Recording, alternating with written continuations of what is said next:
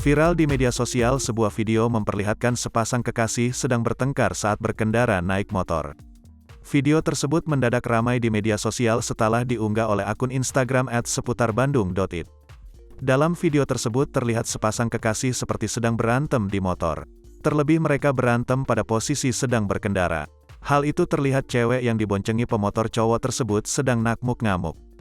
Bahkan sesekali cewek tersebut memukul si cowok. Parahnya motor Honda Vario 150 yang mereka tumpangi sama sekali tidak terpasang plat nomor. Momentum berantemnya mereka tersebut direkam oleh salah satu penumpang mobil yang berada tepat di belakang mereka. Buat yang penasaran dengan videonya bisa lihat di bawah ini. Video tersebut langsung menuai reaksi dari para netizen. Bahkan video tersebut juga turut ditanggapi oleh Gubernur Jawa Barat, yakni Ridwan Kamil.